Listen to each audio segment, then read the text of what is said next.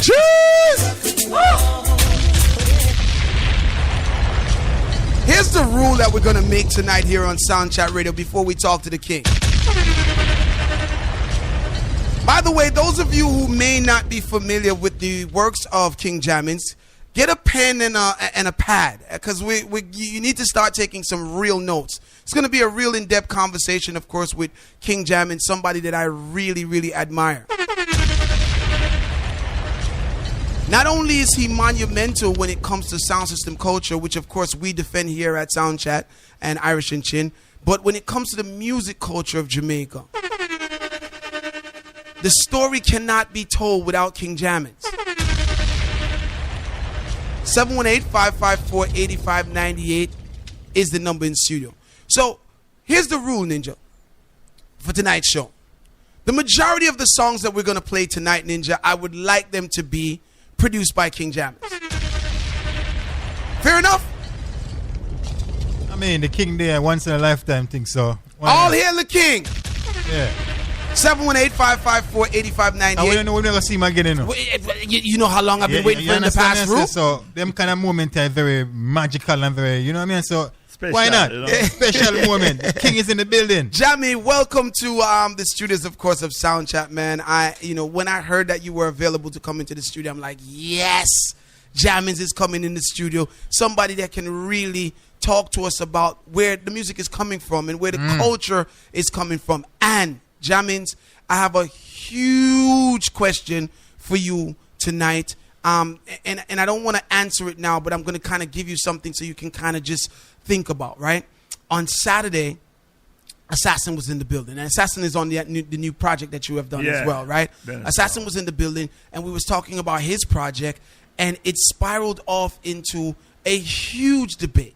And the debate was, when did the genre of dancehall start? Now, I don't want to go into it now, but it's something that I really want you to think about, because I said to everybody, oh, this is a perfect conversation, because guess what? Jammins is going to be in studio, so we can ask Jammins this, right? So, when did the genre, if you recognize it as a genre, because also, persons like, I spoke to Supercat, I spoke to Josie Will, some of the veterans, them that, still argue that there's no genre called dancehall. Everything is just reggae, then they're reggae artists.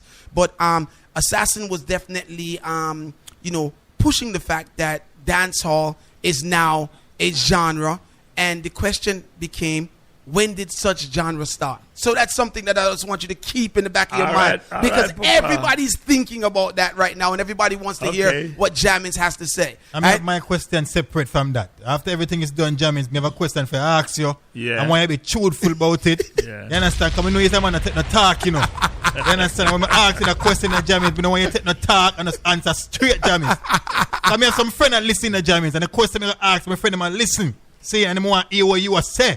Come if a brother, we know a brother, me and Chin know a brother. You understand? Play one a big sound in New York. Where same kill Jammins over time. You understand me? I say?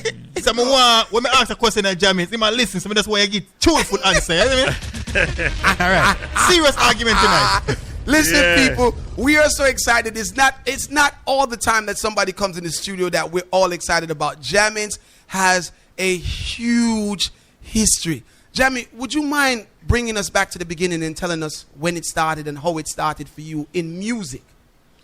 Well, music you have to call music sound system too, because I had my sound system before I even started produce. Sing.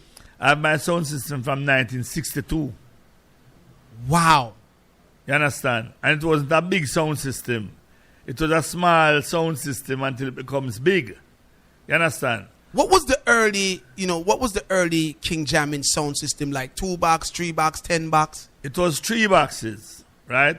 And we used to play a mixture of American R&B and rocksteady and ska and things like that. No dub plates at those times? No dub plates at that time. You know what I mean? Long after that, dub plates come about. So when you had this early sound system that was, a 3 box sound system, were you traveling throughout Jamaica playing? Or? Not throughout Jamaica. It's a era sound. You know what I mean? Just a era sound. Because we never have no car for carry the thing, car to push the box up. Yeah. So was all sounds like that at the time? No. You had big sounds like Duke Reed Coxsone, Dickie's Dynamic, Lord Kelly's, and Sinclair. So those sounds were big sounds. Big sound, man. And those sounds were traveling throughout the island of Jamaica playing. Yes. At this time, there was no dub plates for anyone, is it? Well, if you call dub plates just a plate, you used to have plate, but it wasn't special. Seen. You know? Because remember Coxsone used to have him dub cutting machine. You know what I mean? And just do demo. Just to let the radio hear it or whatever, to play back and vibes up the thing. You know what I mean? But it wasn't that special like you call in a sound name. It's like if him do a recording and him want to test in a dance, and just cut it on the dub plate and carry it to the dance to test it at the demo. At that time, it would be a recording that only he alone could play. Nobody else was playing. Exclusive songs for him. Yeah. And during that time, the producers, and correct me if I'm wrong, used those dubs, as you call them, to go to the dance hall and test to see if they had a hit song or not. Well, I used to do that. I'm not certain what they used to do because I wasn't, like, I didn't know them producer, the Coxsone and the man, them time there. But only go to them dance gate and stand up and listen to tune, you know what I mean? And build up vibes, you know? That's how I go further in my sound system. Because Duke Reed was my favorite sound system, you know what I mean? And I used to ride my bicycle, go Foresters Hall, me and Tubby's brother named Stagger. And stand up out there and listen to tune them because round at King Street now used to have Jubilee Tile Garden. I have Prince Buster play around there, so, and Duke Reed play up on North Street. Duke Reed used to turn him steel on them round on King Street. Buster used to turn him steel on them. Them used to draw one another crowd from each other way there, you know. Who play the better crowd or which promoter is keeping the dance, then them get the support. What was the settings in dancehall like at that time, though? You mean in terms of the dance itself and the sound system? Yes, the dance itself, sound systems, what they were playing, what they were saying, what they were doing. What was the setting? Well, you know, the toast in them days, it was like chickabow and all them kind of thing there, you know what I mean? And yeah, daddy, pay your rate and come to the musical gate and don't be late. One turntable at these days. One turntable, man. One garage turntable, you know. 718-554-8598. King Jammys is in the building, people, and we're going to have a very deep discussion with him because it's not every day we get to talk to the king. Ninja. Yes. King Jammys has a huge catalog of songs. As we journey through this conversation, make we beat some of the song them also. King Jammys is in the building, people. Turn it up. So, I see them lying there wait. Standing at the gate. Let's talk King Jammys. Yeah. When does King Jammys come from being a 3-box sound system to being pretty much the leader of the sound system culture? Well, first of all, Chin, I migrated to Canada in 1970. That was after I talk about the 3-box sound. Good. When I was leaving Jamaica to Canada, I had a big size sound system. You understand? A good size sound system. I can hold it on. So when I went to Canada, I noticed that music in Canada wasn't like when I lived at Jamaica. So I said, I get a technician. I was a technician. I used to build amplifier and things like that. So I said, you know what? Right away, I want to send for my son at Jamaica and come park it now. So I send for my amplifier them. So I do that. I send for my amplifier them and build some box. And in Canada? Yeah, and build a sound and tear up the place of Canada. Big sound. You know what I mean? Number 1 sound. Nothing couldn't touch me in Canada. So I just come back to Jamaica after spending 6 years in Canada. Come back to Jamaica. So some set of youth from down at Payne Avenue, them check me and link me and say, why, me have a little sound in it, but I want to build it up big. So I suggest to them, say, all right, since you want to build it up big, why don't you name it Jammys? Them say, no, they want it for them name. Say, all right, Tape 2 was the name. Tape 295 from Payne Avenue. So I build a 16 KT bass amp and a 12 KT top end for them, you know. And them start run the place and them and social shoots play and all kind of things go on. But when that time now, me travel go to England now, after me there with Tubby's now and in the studio and thing, me say, you know what, me want to build back my own sound because them brother now, you know, them different. You know, them not really was my friend from birth and all them things. Them just come know them. So we never mesh up good. See. So I said, I'm going to build my own sound. So I'm going to go England, I'm going to build some amplifier in England and bring back a Jamaica. Under the ground, I never met nobody and know them things there because I want to just change over my thing, you know what I mean? So I come back to Jamaica and start build some boxes now and thing and have an amplifier we call Radigan that used to play the midsection, you know? I have some MOSFET now, 2 MOSFET, 4,000 watts used to play the bass. So I come back and build my own sound now and just tell you them, say, you what now? And I forgot upon the own, you know, because I got to deal with my things now, you know what I mean? So I just go up and start back jammers now. Right? I start back jammers and start run the place wicked now. So when you started jammings, this jammings after England. The second jammings. The second jammings. Yeah. Was it just music being played same way? Or were you featuring artists at the time? Or was it just you playing music? You what? No. Them time we used to make special.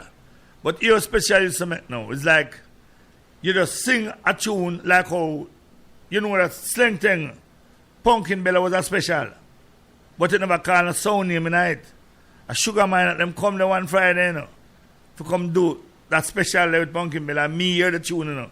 And guess what, me like a fast man, now. Me say, you know what, me I go catch it on a cassette. Me and Bobby Digital, you know. Bobby Digital was the engineer time. Because that tune are too bad. Me have to catch it on a cassette. So me just put in a cassette. After them done, vice a tune on the dub plate now, because we do direct on the dub plate and then the cassette around. After him done vice it on the dub plate now, I say, come here my youth. I love that tune, you know. Why do it for me? And I say, all right, you what? Me I go to country, go do some work, you know. So tomorrow me come do it for you. I want 8 grand, you know. I want 8 grand for go buy a bed. So I say, all right, me give him the 8 grand. That a tenor side, you know. Sing. So I'm go country, on the sound system, Sugar Man at them, and come back to Saturday. And all we try to voice a tune like how we do it the day before. He couldn't do it that way there. I'm going to say to him, say, you want me? Never cut on the cassette, you know. See? Me EQ it and master it and make it come out good, man. I say, sure? I say, yes, man. So that same cut that I'm doing on the cassette here come out the road now, you know. I don't have the other cut, you know.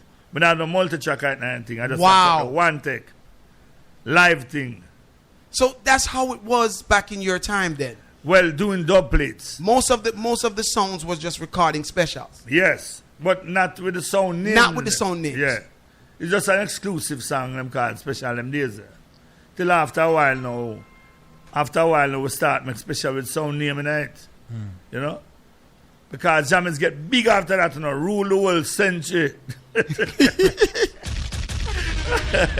Listen. The history, and I'm like a kid in a candy store now. There's so much history. Forgive me, people, but I'm going to be jumping around because Jammins is probably tells his story so much times he doesn't even know which parts are really important from which parts are not that important anymore.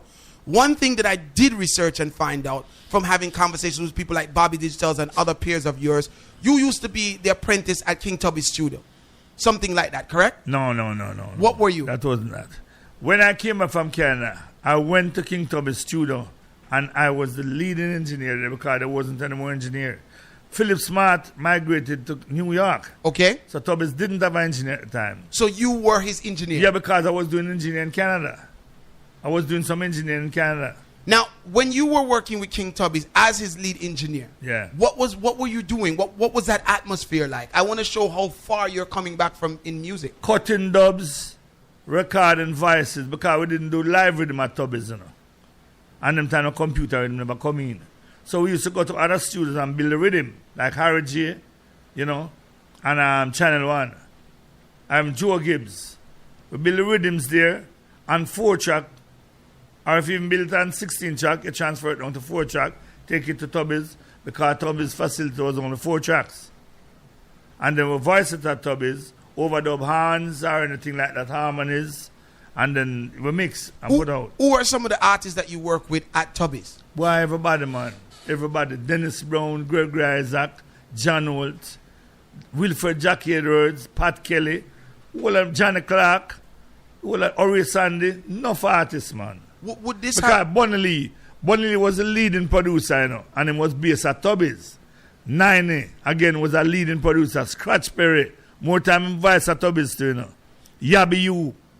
All of them man them work for the whole of them man there, back in the days. How long do you stay before you decide that you're going to move and start your own thing? Well, I tell you the truth, you know. It's a long time now because what really happened, you know. I used to live on the same road that Tubby's have in studio.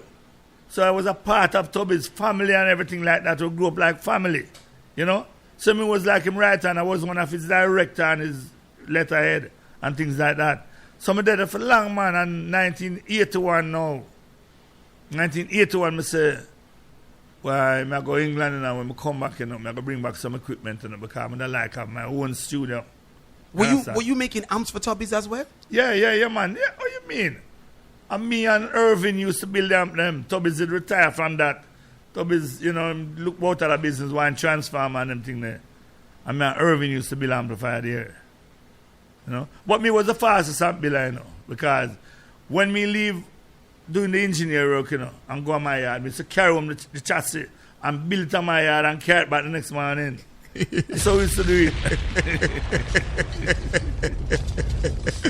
718-554-8598. King Jammy is in the building. He has a new project, but I don't even want to talk about that yet. I want you guys to see how deep the history is with the King, because it's not every day he does an interview, and it's his first time here at Sound Chat Radio. So jamming comes first, the sound system, before you become the producer, correct? Yes. Right? Yes. How long do you stay as the sound man of King Jammies before you decide to step into the studio, and what made you start to produce for yourself? No, well, I always be the sound man of Jammies. Jammies only park for a while, you know, because of circumstances, you know what I mean? Right. But Jammies never come out of sound system, you know, entirely yet. We park for a period and then we come back and rule the place again and things like that. Here's an interesting question that I seen in the chat room. Are you older than Kilimanjaro? In age? As sound system? Then I'm the oldest sound. King Jammy is 1962. You're the oldest sound? Yeah, man. No sound at Jamaica right now, no older than me. So every sound system in Jamaica came and saw Jammy? Of course. And I played at them town. I played at everybody's yard, hometown, and them never have no sound yet when I play them place there.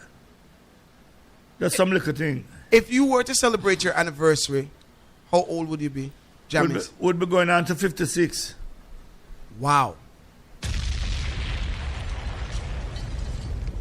King Jammins is the oldest sound in Jamaica as of today, right? All of the sounds before you have now come and gone. As of original, Jammins are the oldest sound without a doubt. Everybody can tell you that. Ask anyone of the sound man, I don't know what them tell you when them come here, you know. Right. But me not boost up my thing because me's a natural man. When you started, now let's get into Jammins, right? Yeah. You have the big sound now, you come back from England. How do you start to take over the place? Well, them time I produce because Bunley said to me, say, King, I was not king yet. I was prince because Tubby's is the boat, so Tubby's are the king, the original king. My teacher that. See? I'm the original king. So Bunley said to me, say, Jammies, you know, we can't get some rhythm and you start producing. And when I go England, I go England and thing, and you show you the man where for the business with and thing. So Bunley give me some rhythm. Yabby, you give me two, I'm going to make two. Because I never have no money them time, no for money, you know what I mean? And my brother used to work a backside company, aluminum.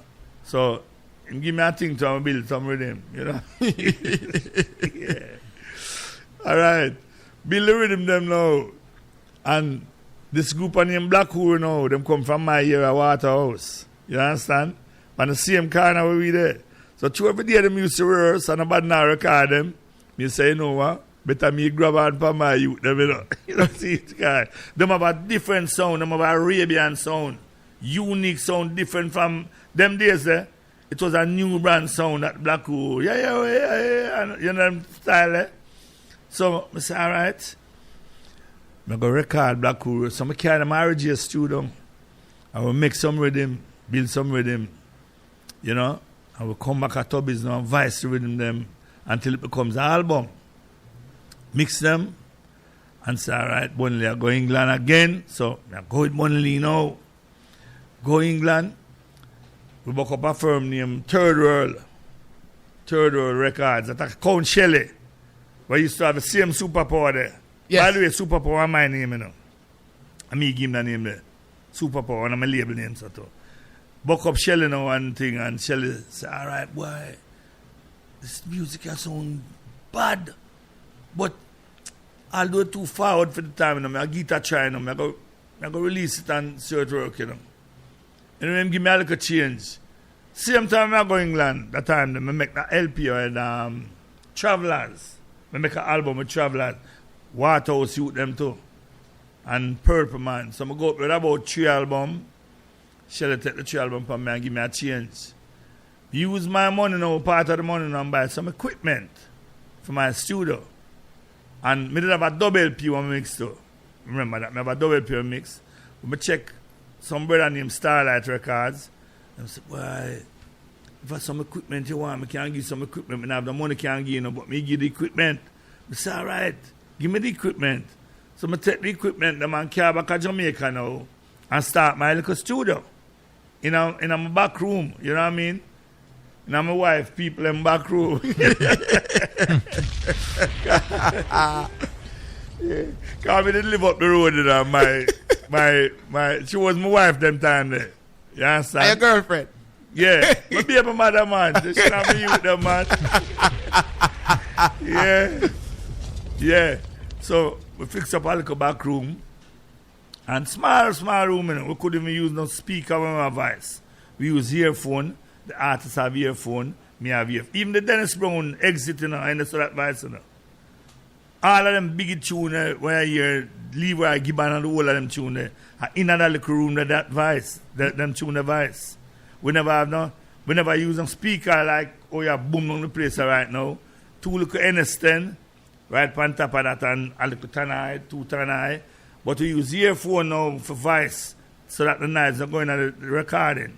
Name some of the artists. You speak of Dennis Brown and Leroy Gibbon. Who else? Johnny Osborne, Leroy Sibbles, Leroy Smart, Pinchers, all of them, Wayne Smith, Junior Reed, Yami Bowler, you know, Hugh Mondale, a whole parties, man. Everybody in the small room. Everybody, man. But everybody in the one time, you know. Right. You know. But some people wait on an architecture outside, and when their turn comes around. But a big crowd, man, I tell you said about the place, you know, because we have auditions. So when we have the audition, people come from all Montego Bay, all over the country. That's why I have so much bad artists, because I never turn on nobody. When them come, I audition them, you know what I mean? And who can sing good, we record them. Who can sing good and have good lyrics, we teach them to sing, because Colin Watch was here with me them time there, as a man who teach them how to sing. So whenever you see miss out on anybody, you start the whole everybody there. When does Bobby Digital come into the picture with you as an engineer? All right. One Sunday, we go up the road, same place in the Waterhouse. We go string up my virgin sound, Binzai, on Custom Man sound, I'm a virgin. But Bobby come from the area there. So when we done string up the sound and sound start play good and thing now, Bobby the bout, you know. Bobby used to do look at technician work too, you know, them time there. Binzai said to me, say, Jammies, why am I you to want you bring in a star? I said, all right, send him come man from a you, man. And I tell you, they couldn't like good the Monday, man. It was a Sunday I go out there. They couldn't like good the Monday, man. Bobby down there wait for me. When I wake up and I mean to live at Waterhouse them time there, you know. When I wake up and come outside now, Bobby me say. So I say, Wagwan, you all right, youth? He say, yeah, man. And me been inside the ask to come now, you know. So I say, all right, come now. That time I used to travel, come to New York regular, come do camera record, them come make Christian release and all them thing there. So I didn't want somebody to leave in the studio, but my youth John now, him could have cut dub. But he want me, him have to go to school. So him couldn't run the whole day. I have to make him get education. Right. So I said, all right, Bobby, we're going to teach him to cut dub. I was going to the dub room and start teach him how to cut dub. But Bobby broke the needle every time I cut them. I broke the needle. So I said, why? I said, John, just like how you're a youth, and you can't cut them and all them things. Just stay so with them and go and show them how to deal with it. And me go and do a different thing. You know what I mean? And Jan and Bobby on until Bobby pick up and learn good how to cut dub. So I say, oh yeah, and this me want. So me could have leave and go away over the world and leave Bobby and Jan there for monetize things, you know what I mean? And them could have do the work for me. That is why Bobby becomes so good. Because him get a early push. You know what I mean? I'm have a free will for do what I want do and them things. So I'm learning it good. And was dedicated, remember me I tell you this. It was the most dedicated apprentice me have. King Jammies is in the building, people. We're going to take a commercial break and we're going to be back. Listen, the conversation has just started. And I was just told that Jammins bought his laptop with some of the King Jammins dub plates. So those of you who are real sound man, we want to hear a song from the oldest sound system in Jamaica. Keep it locked.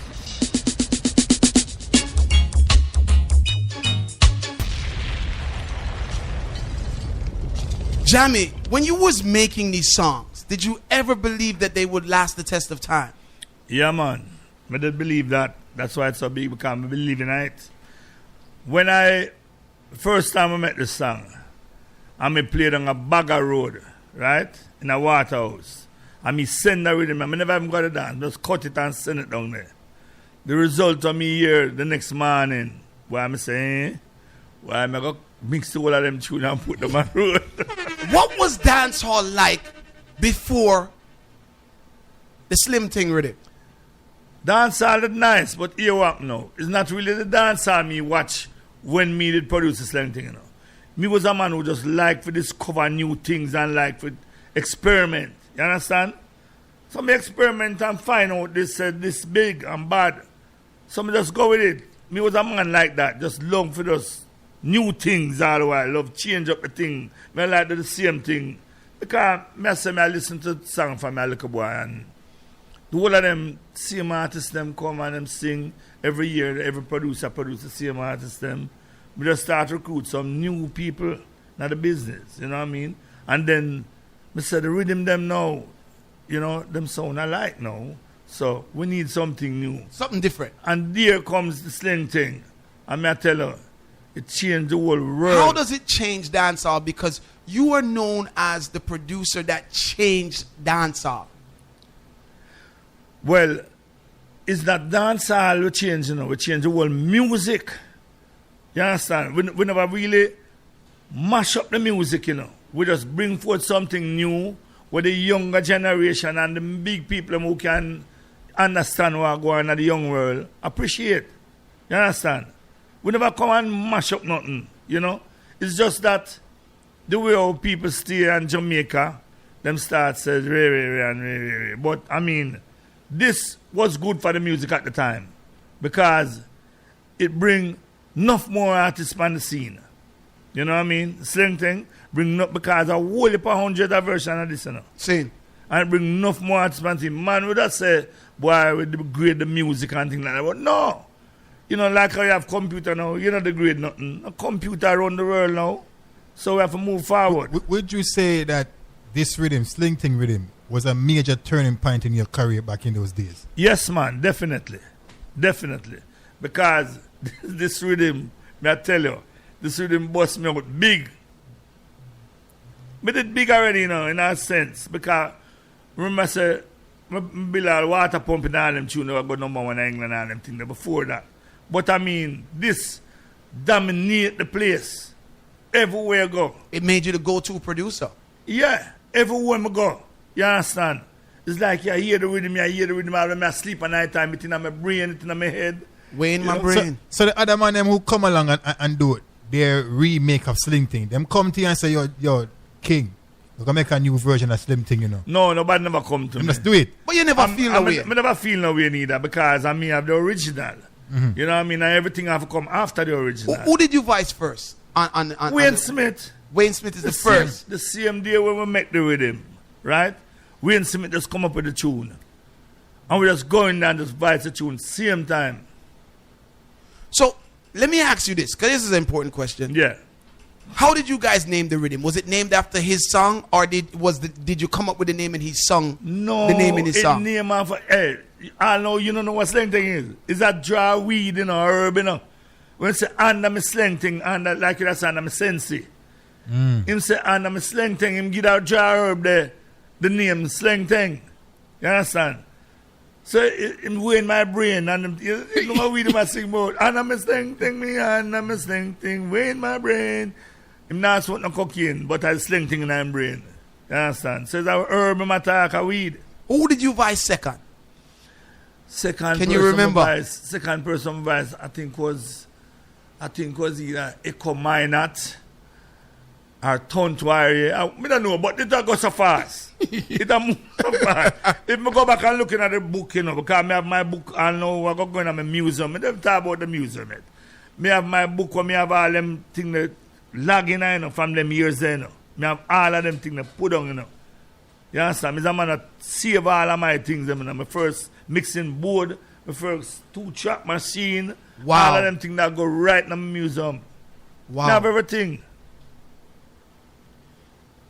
The rhythm comes so impactful, changes dancehall. Some people, of course, will say for the bad, but we do know that it was for the good because of where we are now. Definitely. How does that impact the jammings, the sound system now? Let's jump back to the sound. All right. That big time it impact jamming sound system because every clash of me have, right? Me used to use slang thing, after slang thing, every clash of me have, me used to use slang thing and mash up the next sound. Because that is why other people go make slang thing, you know, so that our next man can play against me. But more miles ahead of them. You understand? Because me did record all of the prominent artists them on it already. Sing. So all them now get us some little trash, brother. Yes. So you up now.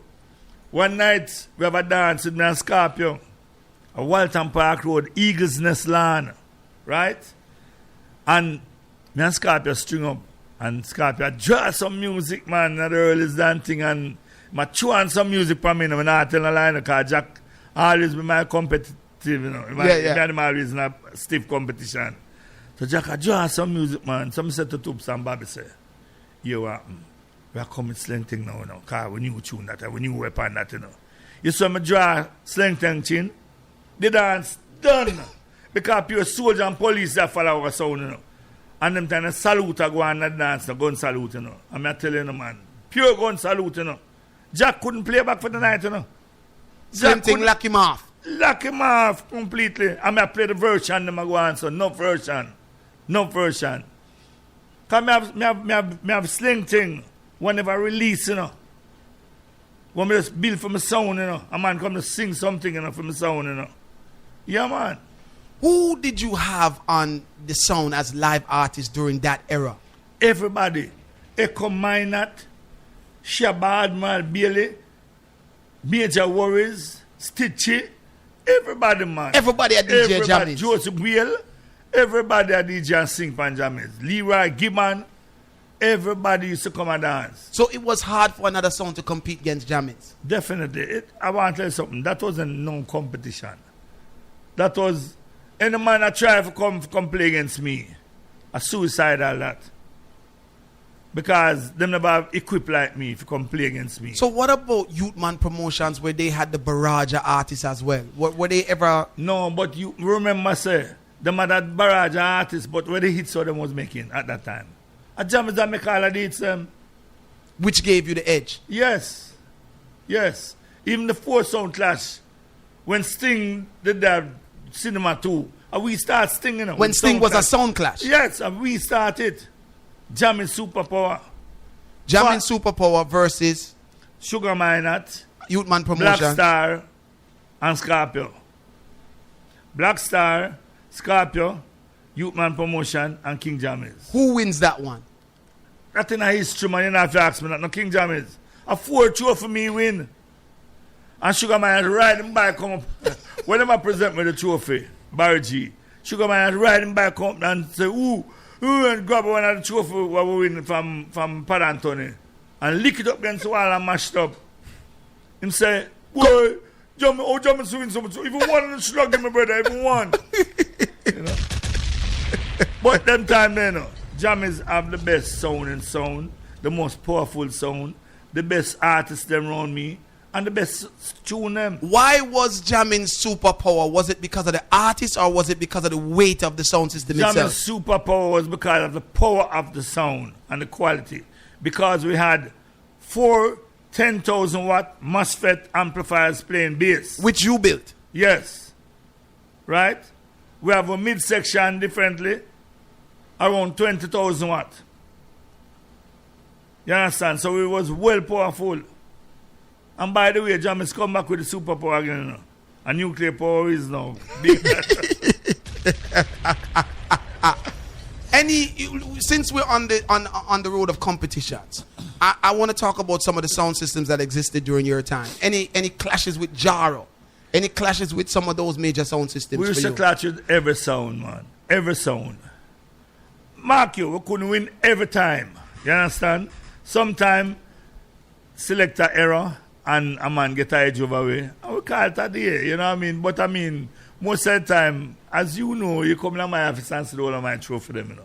And thing. Me have a whole heap of trophy. No man can quarter them there. You know? You said that Scorpio was your number one competitor. Even now. Even now, till this day. Anytime you guys clash, it just becomes like the two of you are still kids. Going back and forth. Yeah, why now? The both of us are scorpions. Right? The Tory man rule out the same sign. And we are brethren. You understand? Bonafide brethren. Me and that sound man a brethren still, but this is my Scorpio. My Scorpio special. Seen. Because my holiday used to take him as our son. Seen. So it's a long time we're forward from. Then you have the clashes, of course, with Downbeat. Those are clashes too. Yeah. And that was one of the arguments that we had when Bobby Digital was here too, because Bobby said that you guys killed Downbeat, and Downbeat was saying that he killed you as well. Where him kill me? Kill, all right. You know, when we use the term kill in a sound system business, it's only lack of people and people afraid for him to touch them turntable, you know. And I know we do that at Queens, when Sabo was alive. You understand? And we come tour in 1987, I think. Yeah. Rajawa 1987. When Downbeat play at Queens. And Downbeat go sign off with what's your name? Conquer Me, trying to conquer me. That time I'm slanting it right now. And Jammy's have when him upon the rhythm, you know. With a new conquer me, you know. Member. Remember, Papa Jammy's at the A1. So I will mash it tonight, man. I tell you, man. Don't beat I'm a brethren, you know. But him know that night there, you know. Don't beat get a edge one time, you know. I think that's somewhere in a Long Island, you know. Him say more no back and kill no. No, that was not big kill. That was a little kind of dance of run. The dance it flap, you know. So we can't call that big kill. What about England? Did you clashing in England as well in your days? Yes, man. With songs? Scorpio clash in England. Scorpio clash in England, man. Big time. We tour England, you know. Jammy's tour England. Valerie V Rocket. Carrier England, you know. Around 3 times we tour England in them days, you know. With artists? With artists, man. The full crew. Aristo Benji. Who was the full crew? Just for those who don't know. Anthony Malvo, Colin Roach, Admiral Bailey, Lico Twitch, Risto Benji. What should we have? Lecturer. Big head lecturer. Yeah, man. We have more too, but I can't remember everybody. A long time that, you know. But we tour England, clash with Scorpio. Yo, the clash they go one night now. We not club a play. And in England, they have a time switch. Anytime the dance go done, the time just run out and just cut off. Scorpio, we are ahead of Scorpio now. Mash him up in the body now. The man going to say, oh, if you like everything, so beg you 5 more minutes or 10 more minutes, so man. I say, when him get the 10 more minutes, the man draw some tune and trees go up and they go on some way. We couldn't play back after him, obviously, you know, because time done. Time was done. Yeah. So him claim him win, but him never win for you. Was General Trees and the Scorpio crew, did they give you guys a very hard time? Yeah, man. Trees them bad, man. Sassafras Trees. Well, Trees, Sassafras are alright, no, but Trees are the man. Trees are the long distance jockey. Him alone can't hold the dance. Like Nicodemus. You know, Nicodemus and Trees was alike. Because them alone, Nicodemus used to start my sound at evening time. And when I'm morning, I'm still a DJ the next morning. Did you have any other artists like that was long distance artists? Admiral Bailey. And Major Words. You know, Major Words was an artist, so he used to come early and he ended up leaving late. And everybody was afraid, intimidated by them. Definitely. Lyrically. Yeah, because you know Major Words are lyricists. You know, him have enough lyrics. Admiral Bailey lyrics them sting like a bee. You know? You are a historian and you've been there from the beginning, right? Shabba was a major part of your camp at one time. Definitely. Let me ask you this. Is there some similarity between Major Warriors and Shabba? Because everyone says that the vices tend to be the same. And that could have been because of the influence why both of them was on Jammy. Well, tell the truth. If Shabba come here today and wish to tell you the truth, Shabba is definitely Major Words. You understand? And because Major Words wasn't around anymore, he became dominant. So Shabba thing come from Major Words. Interesting. 718. That is how I put it. Well, you were there. Yeah. You were there, and both of them was DJing on your sound at the same time. Yeah. And in the studio also. And in the studio also. 718-554-8598. Jammins has a barrage of hit songs from Shabba Ranks. Ninja, make we see if we can count off some of them. I'm asking King Jammins all of the questions that we debate about here on Sound Chat Radio because he knows. Jammins, one of the big conversations that we've had in the past is who was the original fresh recording? Was it Red Dragon or Flogan? Which one did a fresh to? Well, I tell you the honest truth. I think it's Red Dragon. So you think it was Red Dragon that did it first? Yeah. And then the reason why I think so, because it's me hear the fresh. Me hear it on the roll one day. You understand? And me say, boy, Shabba, your voice that sound better than this, you know. And the whole of we in the studio. And we just say, come, we could do it over. And we just do it. And drop it a road before that one too. Because remember, me did have Shelly behind me up there, so. Dynamic sound behind me at Jamaica. So me that domineer, you know what I mean? We just go down and just master and everything. So you heard the fresh lyrics and the slang a road and you just say Shabba? No, I want to say, me never hear the lyrics. Me never penetrate the lyrics. I just fresh, me I hear the fresh. Me never hear the whole of the lyrics. See? And Shabba them just, you know, me don't know if Shabba did have them lyrics there before or why, you know, but me just come and say, one. You encourage him to record. Yeah. So the king, there it is. The king is saying that it's possible that Dragon dropped his fresh before Shabba. No, Dragon had his fresh before Shabba. Had his Shabba before, but Shabba dropped Femon. You dropped your one first. Yeah. So maybe that's the confusion. So wait. So Dragon had his fresh but didn't release it yet? Yeah. And then you... Me hear it on the road. Okay. You don't know. Remember Dragon used to do it on sound and all. Right. Okay. So I don't know if Shabba got to hear him or what. Right. But me know.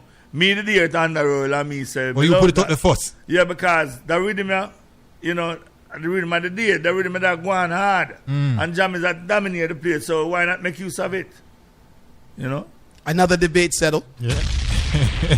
Another debate settled. Yeah, man, I'm not tell live on music. Jammins is in the building, people. 718-554. Any more Shabba around there, Ninja? Yeah, man, I feel more, man. I mean, man, beat some Shabba for the king.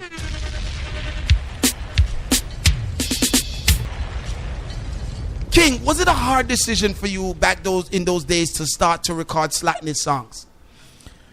Well, in those days, I wasn't doing it for just... I was doing it for business too. You know what I mean? You were doing it for business. And listen now. Remember now, one of my main distributors was in New York here. And what is bad word in Jamaica is not bad word in America. So most of those tunes, in my mind, I was making them for Shelly to release them here in New York. Not to play on the radio in Jamaica, because those tunes don't play in Jamaica on the air. Right. And if they didn't play on a sound system, it wouldn't affect the youngsters most of the time because it's late at night. And the youngsters was into that type of content. Right.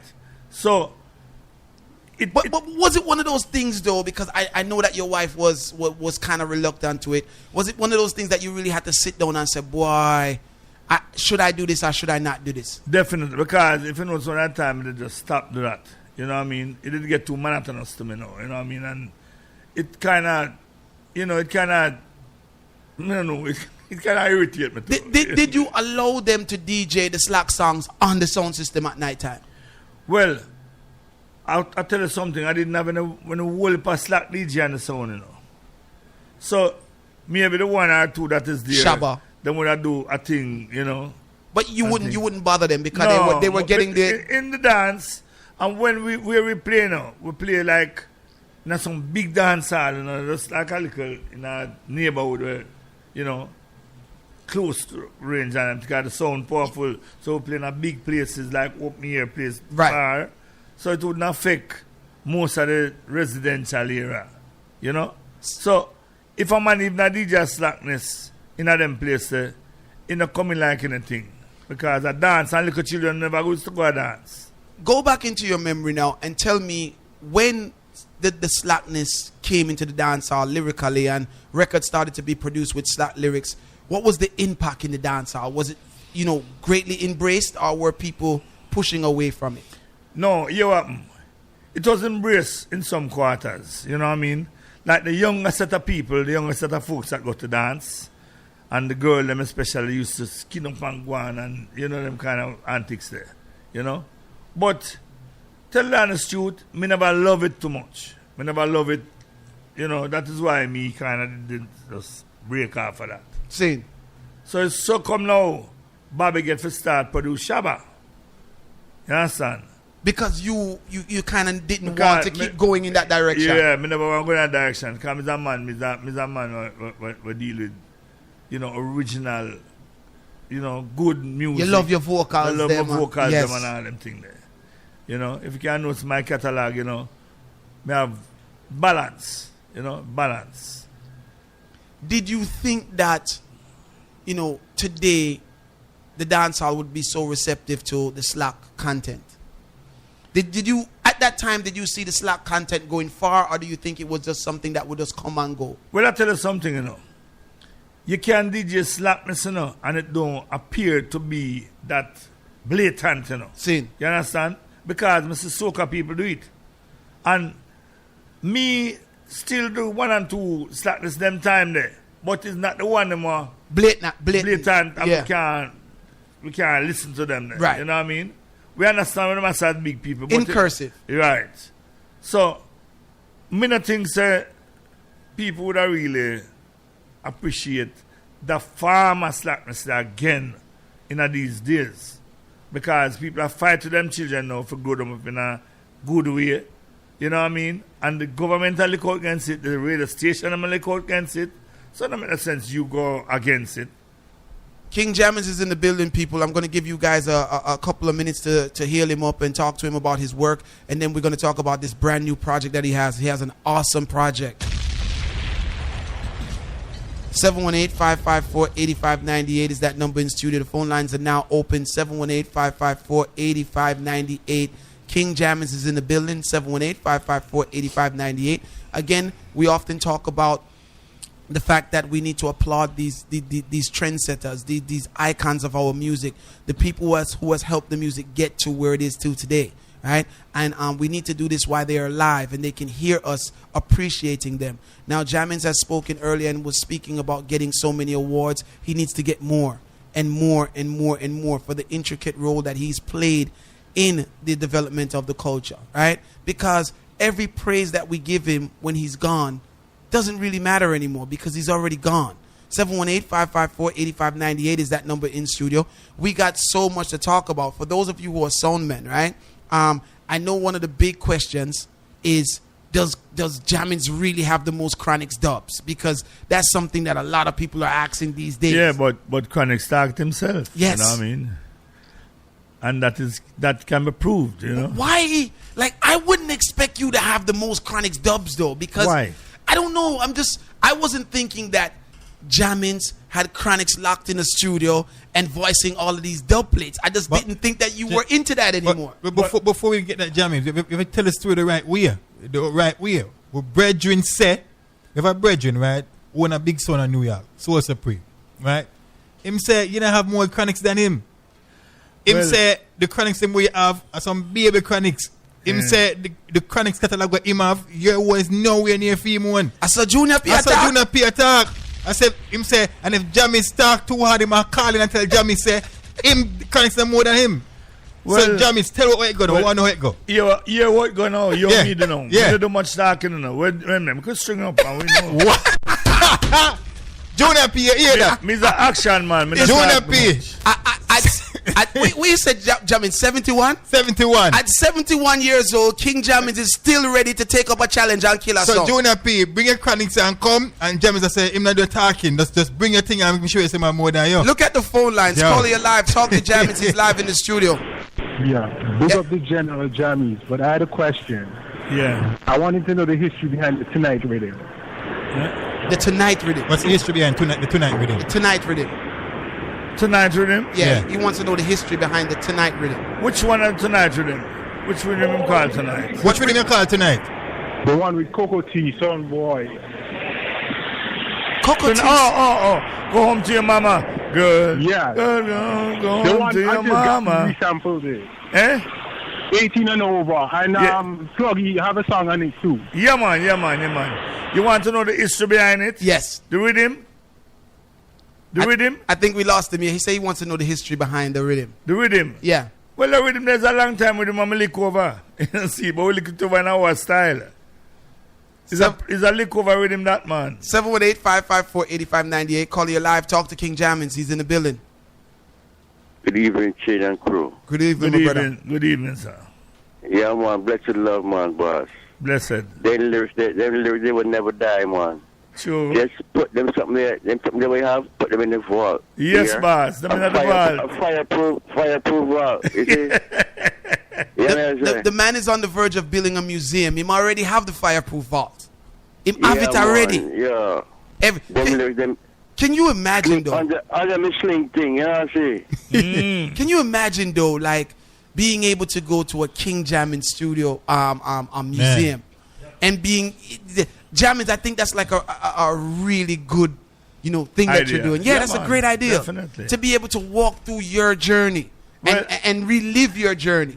I'll tell you something, It's my wife's dream, that, Yeah, man, the museum is her dream. It's a good dream. Yeah, man, and she dream it and she started. And she started. Understand? Somebody just WhatsApp me, right, and says that they need you. He says as a kid that was grown up in America and born in America, he would like to know the real address for the Jammin studio because there have been so much, different addresses over the years. It's 38 St. Lucia Road, Kingston 11, Jamaica, West Indies. Now, when we speak about King Jammins, and again, Jammins has a whole project that we're going to get to. I think we'll do that after the break, right? But before we go to the break, Jammins have to drop some song for it. So Jammins, you have to get your laptop together. We're going to have to hear some of them dub plate there. You're not going to be able to come into the studio and don't drop no dub plate. And you're telling me it's a dub plate there. Right? 718-554-8598.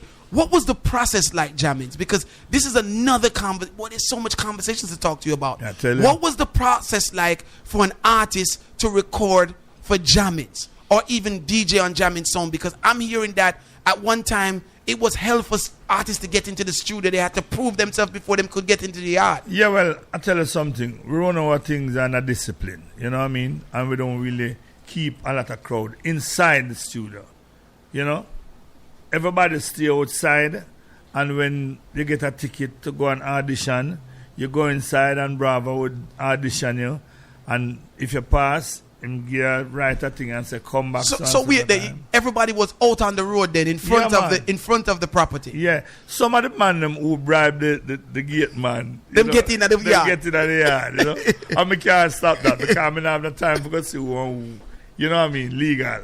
Who were some of the artists, and maybe your wife would remember as well because she was there on the journey. Who were some of the artists that started their career out on the road?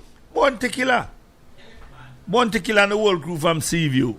Your wife said Elephant too. Elephant, yeah, man. Once upon a time, them lock out on the road. Yes. Stand up on the road, I beg for coming again. Yeah, I bribe back and map and give them lunch money and come in. So this is an amazing story, because here's the thing.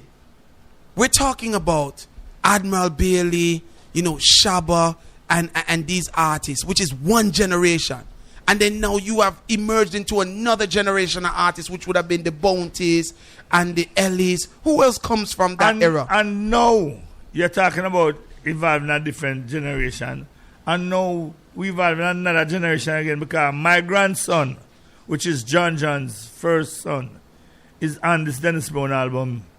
And my son, Baby G, dip on the album. So I'm going to hear them.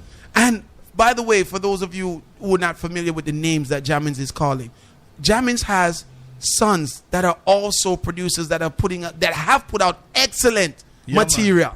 Man. John, Baby G, CJ, and Jam too.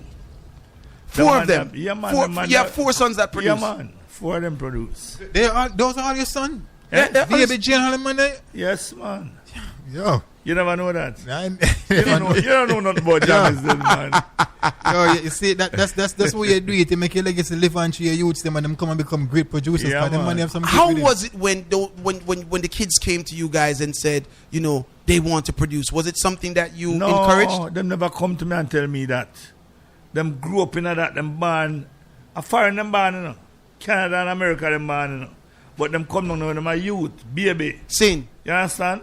Them never come to me and say them want to produce. Them just have the facility. And when me out, them in. Them just produce some song. Yes, man. And you just come here. You see my wife over there?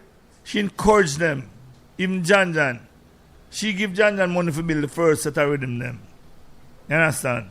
So, from them young, them in the business, because I remember I told you, Jan was the one who taught Bobby to start cutting dub. Right. So, him was a quick guy. And them used to go to good school, you know, they made no bad to all that. 718-554-8598. The phone lines are blazing. Caller, you're live.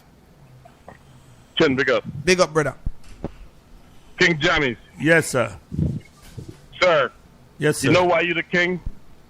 Tell me. When your music hit Guyana back in the 80s, yeah, the whole place changed. Yes, sir. From whining and soaking calypso. Yeah. So, let me tell you, the whole place changed. Now, I have a question for you. Yes, sir. I don't know if it's important or not, but to me, I always wondered, because this is one of my other guys. Winston Riley, what kind of relationship you had with Winston Riley? Was that an adversary? Was that somebody not in your class? No. Of your class? What was the relationship like? It was a great relationship. Winston Riley was my virgin. He was my virgin. And he was in this business long before me, you know, because remember, I used to sing in the Techniques. He was a singer first with the Techniques, the group that sang for Duke Reed named the Techniques. So he was in this business long before I started producing. But he was a friend of mine. Do you have you, and be honest with me, well, you always are honest. Did you ever have any rival producers in the industry? Where you and them are just rival? I never wanted to go that. I never have that yet. Never have that. I never think about that. First thing to commence, Chin. I don't go to people's studio. I don't go, unless it's my friend, like Bobby have a studio now, me go Bobby, Mikey Bennett, I steal them. The man when I'm at. But I don't go I don't listen. People things to all that. I don't have time to do that. I'm busy. I'm always busy doing my thing. Ratted, I'm so glad that you brought up his name. Rest in peace. Steely you also played a role in Steely's early career. Definitely. As well. Not me break out Steely, them big man. All of them cat power with him, all them things in Chinatown with him. You know, I Steely Bill all them with him, the Steely and Cleve. So Steely was making rhythms for you at one time as well. Steely, let me tell you how Steely came about at my place. Because I used to play Roots Radic before now. You know? And them playing some early rhythm for me, Steely and Roots Radic. But Steely hear the slang thing. And Steely was doing something with the slang thing, but didn't have any outlet for it. He was doing something like slang thing, digital rhythm, but he didn't have an outlet for it. And when he hear me come with the slang thing and captivate the whole place, Steely come check me and say, why? Me hear it something, the man. Listen that tape here. I'm start listen. I hear some bad rhythm on it. I'm say, all right. Since you want come in, right? And we start work.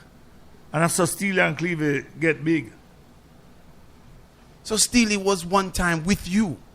Yeah. In your place. Yeah, man. Steely was John Jammy's headquarters to Steely and Cleve, man. So Steely and Cleve comes out of your stable. Yeah. And Bobby Digital comes out of your Yes. stable. That's huge. Because those are two producers, or if you say three, if you say Steely and Clevie has two people. Even Mikey Bennett used to work with me, you know. Mikey Bennett. Yeah. So it's almost like your establishment also gave birth to other establishments in the culture. Because my establishment was like a university college. You come there and graduate and go on your own. I just do your own thing. Yeah. And then Steely went on to build Silverhawk Sound. Yeah. And then Bobby had Heatwave. I was instrumental in Silverhawk Sound, the building of Silverhawk. How so? Because my brother, I directed my brother to build the boxes for him, and I gave him some amplifiers. So, we start that sound there. Whoa. You ever clash them? No, we're not clashing. Never clash with We're your not family? clashing with the picnic them, man. We're ready with some jamming song around there? You ready? Yeah, man. 718-554-8598. We're going into Jamming's Dub Box right now, live on Soundchat Radio. King, take it away. Order in the dance. John Holton, King Jammy's here to 718-554-8598. The phone lines are blazing. King Jammers is in the building. No, Jammy, I don't know if you have this, right? I don't know if it's with you in the stash in the laptop, but I was just wondering if you could just like shoot 2 Chronics over to Junior P. Yeah, let me not say, yeah. No, If you could just shoot all the 2 Chronics over there and bust him in quick. No, you up no. You saw I shot them when I waste, so I shot them. They say no waste to shot them. No. Wait, say Junior people string up. You ready for string up? When I'm ready for string up, Jesus. sound and King Jammy's Jesus. superpower, Man. and him in the same land. Jeez. Junior P, the man has sent direct threat to your brother. Like No, all the man, time. I am sent threat to me. So it's an unsign. It's an unsign. Junior P, what King Jammins is saying right now is pretty much that your Chronics catalog is a waste of his time. Hey, Chin. I'm just saying. Chin. You know your name? What me name? King. Yeah. And he You know named your name? Junior. Yo, Jano. 718-554-8598. Now listen, Yeah, I'm a Jammins friend, has Junior P, so sorry. Jammins has a new project, right? Yes, and yes, it's yes. absolutely fabulous project, right? Yeah.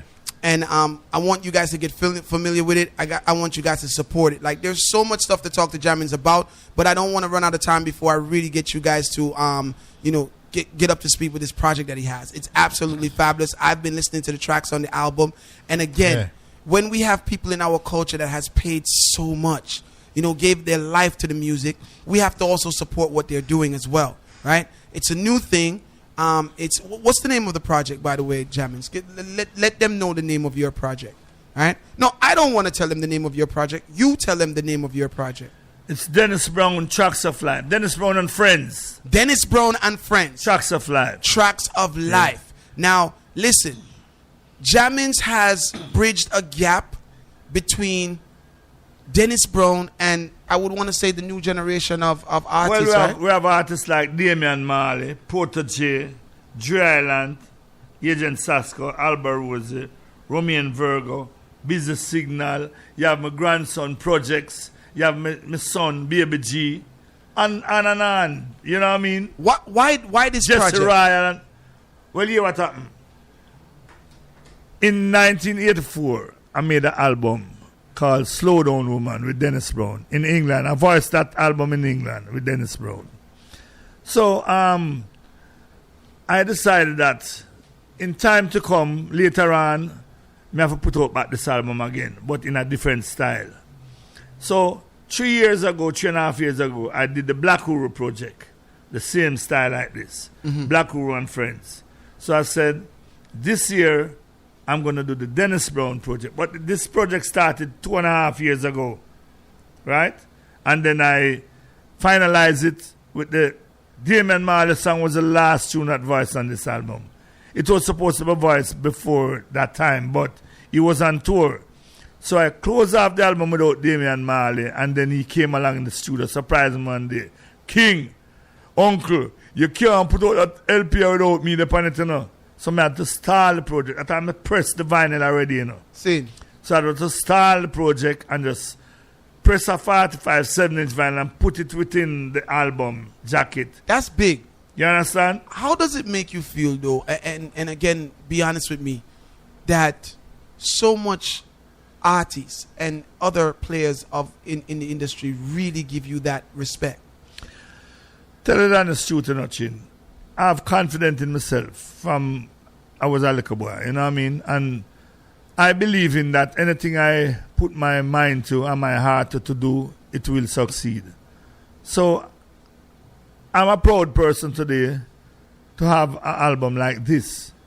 And one of the main reasons why I'm so proud is because it consists of my grandson and my son. You know what I mean? Who knows? I didn't even know that my grandson was going to be an artist. Right. I didn't know that Baby G would be such a good DJ. Right. You want to hear me? I'm going to say Shabbat when you hear him. But it's a great project. It's amazing, people, because, you know, and a lot of you who are listening to us don't really get to see the inner works of the music, right? You guys listen to the music and enjoy it and dance to it and so forth.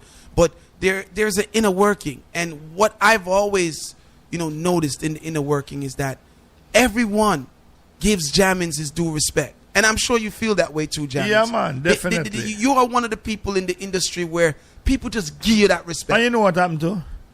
I support the younger artists in the business, the newer artists. I always support them. Them always come to me for advice. I will give them studio time. I will give them my own time, mix tune for them and all things like that, you know. Give them encouragement, you know. So, me's a man who everybody kind of like. Me's a likable person. And I noticed that you're also still doing jammings, you know, still on the road touring, but now you're touring with one of your sons, right? Yeah, man, the last one, Jam 2. And you're doing live mix, no? Yeah, live mixes we're doing all over Europe, all the big major festivals in Europe. Next year we're going to have a world tour. We're going Europe, Asia, Africa, Smile Island, and America. Yeah. How is that being perceived? Because this is a different type of jammings now, because this is all live mixing in the actual dance. Well, this is what I used to do first at Tubby's, the dub mix them, you know what I mean? And we have a big following with that all over the world. We have a big, matter of fact, you know, me just have a big following because me not just do the live mix alone. You know, we got sound system to and all them things and play music and differently. But the live mix, we incorporate some vocals in it. Yes. You know, you see me on the yes, ship, man. I've seen you do it, and it's remarkable because I know you got to feel good that it's you and your son out there doing it. Yeah, man. And people are definitely, you know, taking it in. Do you have any plans to like put artists on the song as well, or are you just gonna leave it the way it is? This year on the Welcome to Jamrock cruise, it's not the live mix we're gonna do. It's King Jammy's Superpower, right? With artists like Admiral Bailey, Bonnie General, Pinchers. We have Johnny Osborne. You know.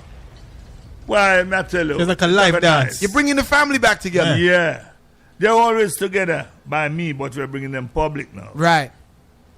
People, Wicked. This man has so much history. 718-554-8598. Gonna see if I can squeeze in one more call, and then when we come back from the break, it's all about Jammin's new project. Caller, you're live. Yes. Yes, I. King Jammy. Yeah. Blessed Chin. Blessed, my brother. King Jammy. Yes. I want to ask you two questions. How did you name your son Prince Jammy before it turned King Jammy? Because Tubby's was the king. You understand? King Tubby's was the king. And it's not me give my son name or my name Prince. It's Bonnie Lee named me Prince. And when the passing of King Tubby's, them say, boy, only one king there now and it's Jammy, so I'm forget the kingship. So that's how I'm get the name. And next question again. Yeah. Who was one of your top tweeter in the dance? Because I have a special artist where you would have no debate now, but was your top tweeter when I go listen to King Jammies, you know? Top what? Top tweeter. I call him top tweeter because one of your top singer in the dance hall. Top singer? Mm-hmm. Yes. Frankie Perlman. Well, you know who was my top singer? In time I go on my jamming side, I don't hear him, I don't feel who was King Everall. Yes, man. King Everall is good tomorrow. We have to ask him. Hey, but remember saying, a whole heap of them used to do there, you know. So everybody was good, you know. Yes, but to you, King Everall was the top man for you.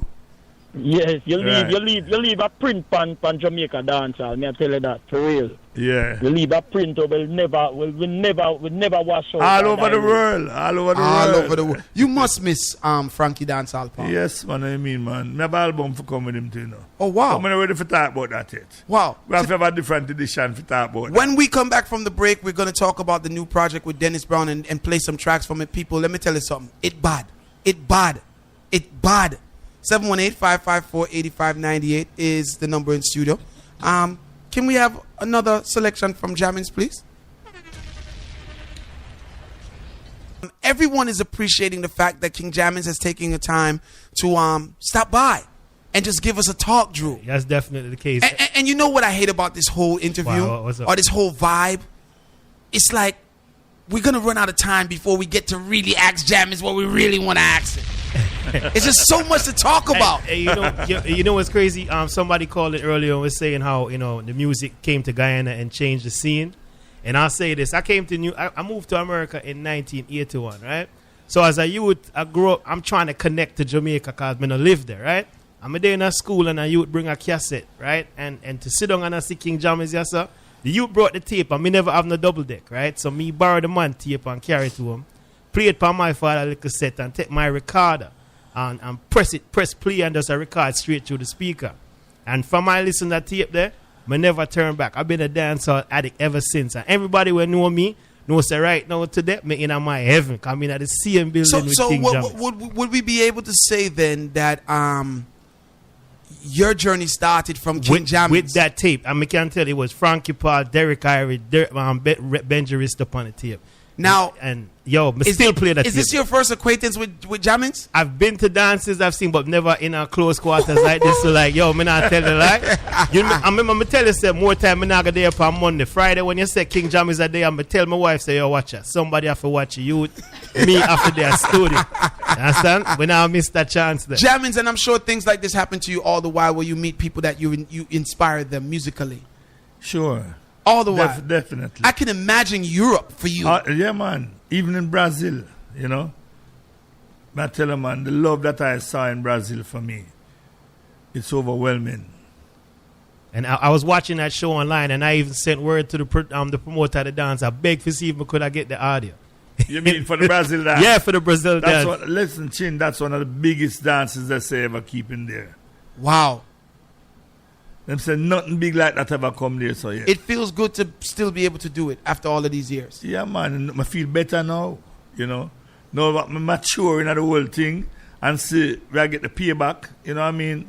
Feel better because I love other people in my pay, I don't work for money in the music, Money come, but, it come automatically. But the love of the people, so the people enjoy what you're doing and things like that. You want them to be happy. Yeah, man, definitely. Every Jammins experience, you would like people to really enjoy and go away happy. Yeah, man. 718-554-8598. If you are a King Jammins fan, right, you got to have this in your collection, right? Undoubtedly. You want to go to... I think Treasure wants to say something before we go to the next I have lots track. of questions, of course, but I'm just curious on the producer side of the aspect of your career. I know that you've worked with so many young producers that came out of your camp. I know one of the more familiar ones that people know in this age would be like Award 21. Are there any producers that you've come across within like the last few years that you said, you know what, I would love to mentor or bring this person into my studio and work with them anywhere in the world, not even just necessarily Jamaica, but anywhere in the world where you feel like you might have run across a good producer? Well, I tell you the honest truth, I've seen good producers all over the world, but, because I'm loaded with producers, because my sons, all of them are producers. Right. And they're from the Jammins family, and, they're just around me. We just try to keep it... To keep it in the family. Right. Not really selfishness, but, we still work with other producers because other producers come to the studio.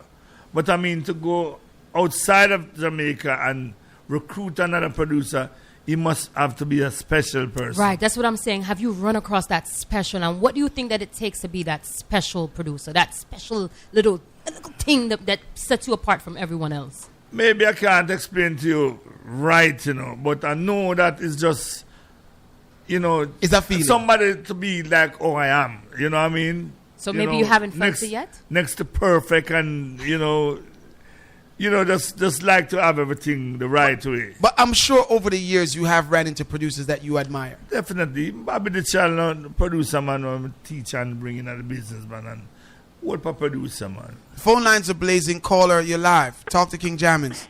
Yes, big up the original King Jammins in the studio. Respect, sir. Yeah, my question is kind of production and kind of music, artist related.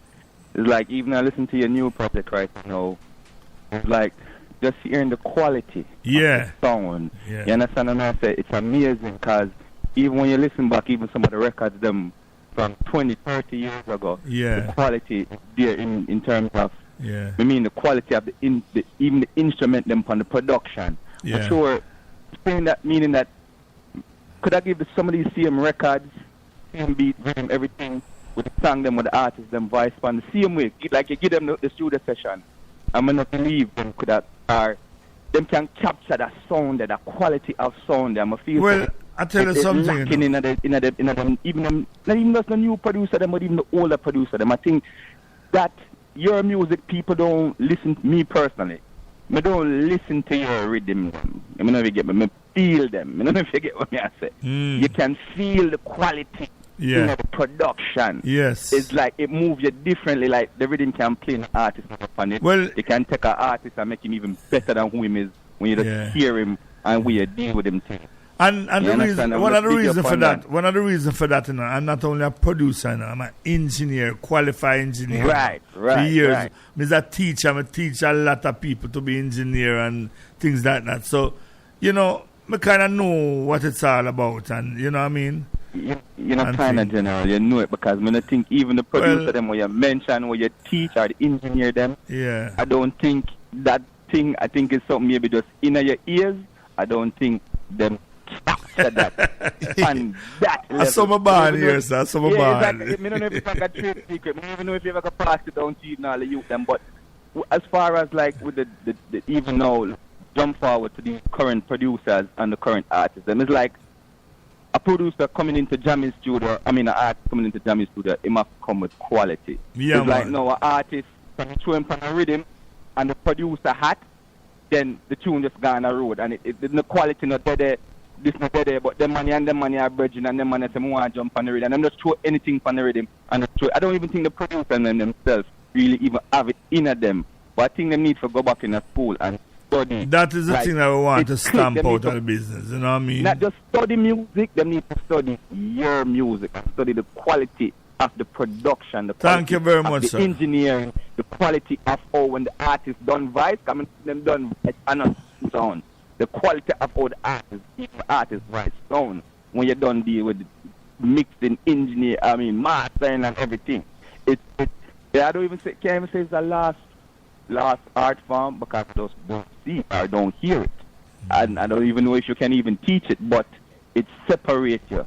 Just listen to your new stuff and your old stuff, it separates you, nothing to change. That quality is there and it's lacking in the music. Thank you very much. Right, Thank you very much, baby. 718-554-8598. Phone lines are blazing. Let me see if I can squeeze in one more because many of you will never get a chance to talk to King Jammins again. Caller, you're live. Yes, I have to call back. On Treasure's question, Busy Singer was in the studio a couple of weeks ago and he said there's no singers on songs anymore because the producers are not producing songs that geared towards singers. Any advice that you really seriously want to give to these new producers to make the music more joyful? Not so much anger, so much, more joyful, more singing. Well, any advice you I may tell have? you something. You see, producers nowadays, they don't really listen to melodies. They just listen to beats, you know what I mean? And that's not the proper way to really make music for people to enjoy themselves. You have to do good melodies so that they can sing along, dance, and just feel happy within yourself. That's how music is made. That's how I know it. Do you think there was a lot more singers in your time than now? Well, especially in the dancehall. There was a lot more better singers in those times than now because these singers nowadays, auto-tune is their main thing. Right. Know? They don't come and sing natural. If you don't have auto-tune, them can't sing. 718-554-8598. I'm going to take one more call, and then we're going to go back to the Jammins project. It is definitely a great project to have in your collection. Call your live. Respects to the panel, respects to King Jammies. Respects. I would like to know, during the 70s and 80s, how did the political climate in Jamaica affect your sound system or your production? How did what? The political climate. Well, it affected the sound system because you couldn't go outside of your ear and play it, because the brand new,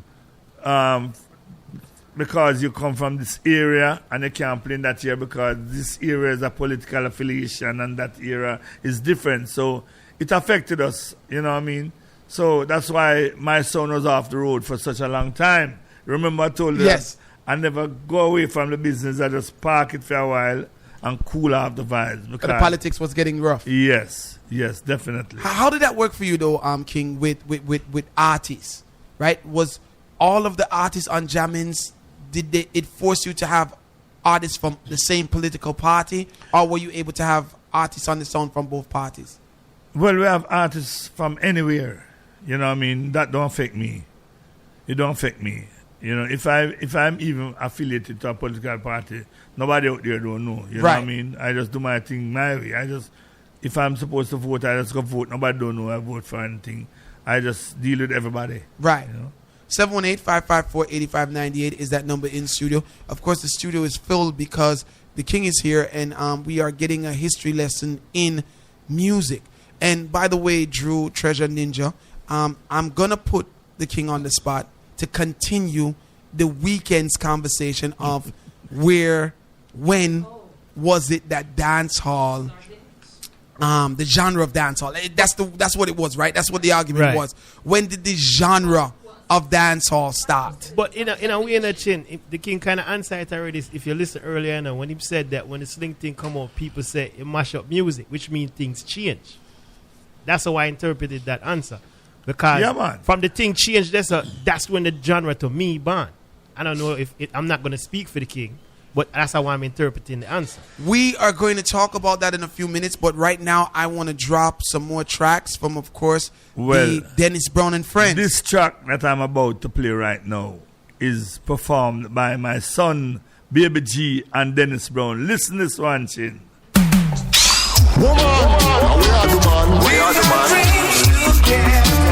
Now, King, the hard question, the question that I gave you over 2 hours to think about, right?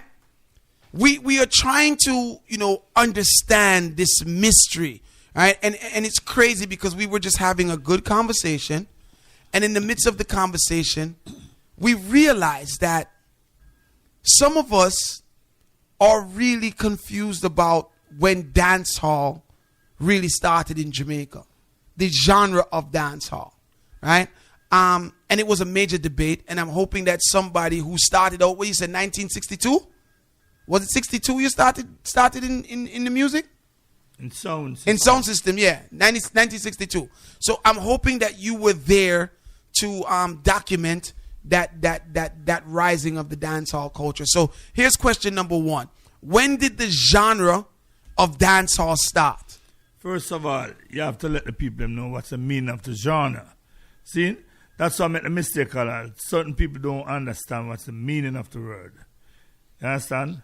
Well, to my estimation, when ska came with a sound. Right? A different sound. When rocksteady came with a different sound. That's why them call it rocksteady. Mm-hmm. Reggae came with that sound. So when Slang Thing came, it came with a different sound. So that's how dancehall start. What year would that be? 1985. 1985. So the King Jammins is saying that dancehall, the genre of dancehall, the music dancehall, right, started in 1985. We're not talking about like going to a dance and you're going to the dance hall. Exactly. Like you go down the road and a dance hall. We're talking about the music, like how you change ska, rocksteady, reggae, and those things. Calypso. Now, here's the question number 2, and I think that you probably already answered it, right? What is the definition of dancehall? What defines dancehall? Is it the instruments being played in the rhythm? Is it the DJ performing on the microphone? Or is it the beat? Well, to me, I would say the combination of the beat and the lyrical contents of the song. You understand? Because if you listen to ska, right, it was up-tempo and the lyrics. Rocksteady the same thing. Slow tempo and the lyrics. More lovers. Reggae define itself. Oh, you see how the reggae, you can't hear the reggae night. Second, you know. The dancehall, you can hear more drum and bass night. You know what melody to all that. You know, the instrumentation. So, the dancehall thing, to me, I would say, it derived from some African descendant, that African drums and things they were used to go on and things, you know. So, dancehall come from out of them kind of realms there. So, the question becomes, because I want to debate this, right? The question becomes, if Sling Ting dropped in 85, and you would say that would be the defining moment of dancehall, what would you call everything that happened prior to that? Well, you have reggae. Reggae was before the dancehall. So you would say then that before you dropped that rhythm, everything that you were playing on King Jammy's sound was just reggae. It wasn't dancehall. Reggae. Because no beat like that never make. Interesting. Yeah, no beat like that never make. So you couldn't define dancehall before that. You know, there's a change of the thing and there's a change of the whole thing, you know. Becomes a new thing, you know what I mean? So dancehall was a new thing from after 85. At this it start. 718-554-8598 is that number in studio. So we have the King now saying that the genre of dancehall started in 85. So we're getting closer and closer to where we want to be. But Chin, remember, so we hear the argument the Friday night when me Assassin said the same thing, you know, and you were saying it can't define this up. No, what I was saying is that how I believe that it gets mixed up is because we refer to Josie Wales, Briggy, General Trees as dancehall artists. No, but look here now. The rhythm that they were going on in that time, it wasn't a rhythm like what they call dancehall now. So you couldn't call, because it's not the singer alone. It's not the vocals alone define the dancehall name, you know. It's the combination. Okay. And mostly the rhythm. Mostly is the rhythm, because the rhythm tell the tempo, you know. So everything that was going on prior to Sling Ting, King, you're saying that was just reggae. Yeah, so General Trees and Charlie and I Briggy. tell you something, you know. Me wouldn't call Josie Will a dancehall artist, you know. Would I call him a reggae artist? He calls himself a reggae artist. You understand? Let me tell you. Supercat also calls himself a reggae artist. Interesting. Yeah, but listen, Supercat rhythm, the most time rhythm I'm go upon. I rhythm have instrumentation. Josie Will want the same thing. Certain dancehall, you know, what me used to make, you know, have a lot of instrumentation. Listen to the drum and bass. You know? Listen to drum and bass. Pounding. Listen to the bounty killer you want to listen to. The phone lines are blazing right now. And I mean, it's one of those things that I'm going to continue to debate. I feel vindicated. For me, we don't even forget no further. No, but I'm going to continue asking the question because I want to get the answer from different persons. That mean you don't believe in the king. No, not to say that I don't believe in the king. No, sir, don't say that. Right? But I want to get different people's opinion about that era that we seem to have forgotten to document. But because this shouldn't be a question, you know. This should be something in our culture that we already know. We shouldn't be asking when the genre of dancehall started. But it's only year a year. It's only when I come here, so now I hear not arguing over this. Because in Jamaica, in England, all over the world, people know that dancehall started 1985. Sling thing and the rhythm started in Europe. Them have that as that. In UK, Jamaica. Phone lines are blazing. Because from if you even read the history what me talk about all the while, and them say, boy, in 1985 the slang thing changed. Which other change it have before that? Is when ska changed to reggae, when ska changed to rocksteady, and when rocksteady changed to reggae. Since dancehall, you have any more change? Since 85, you tell me. This is true. You don't have any more change. So something gone for change again for it about next name. 718-554-8598 is that number in studio. We're going to have a very good show this weekend. Because you know I'm going to play this back. And we're gonna have a great conversation about it. Drew says he feels good because he was pretty much saying the same exact thing. I think, Drew, you use Get Flat though. You didn't say anything about Slim Thing. Don't lie because King there though. What we spoke about was we were talking about synthesized rhythm, and I said the Get Flat by the Bloodfire Posse. I heard that before Slim Thing. That was like about what? 83, 84. But if you listen. The Bloodfire Posse. By the way, I saw him the day before I came up here. Oh, wow. Yeah. If you listen to the Bloodfire rhythm, that rhythm is not just a two-card rhythm. It have changes in it and all those things, you know. You listen to dancehall rhythm, them. Most of them are two-card rhythm, just a run straight.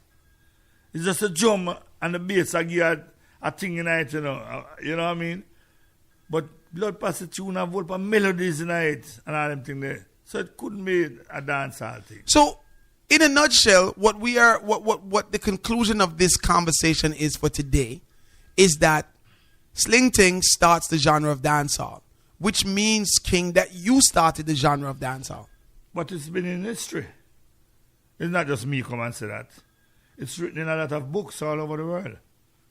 I've read that, and I've got a lot of interviews on that. You know what I mean? So I'm going to believe. 718-554-8598. Give me another track for play off a big album, though, please. Go in there, Jawan.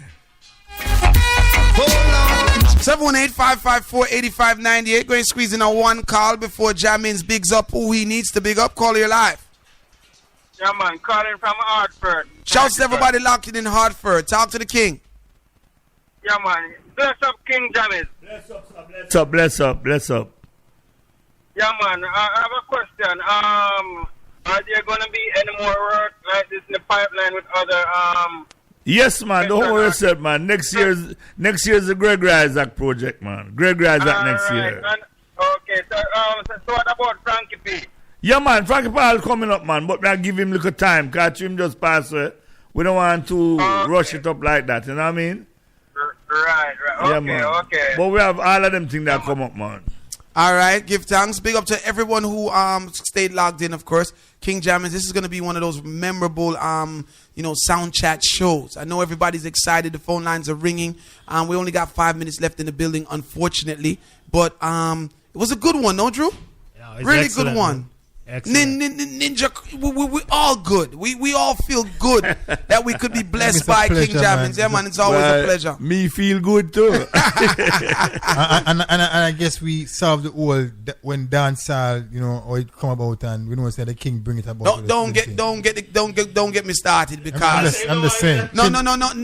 It's not that I don't believe the king, but I do believe that we need to have more. What would you call it? Clarity. Yeah, because here's something now.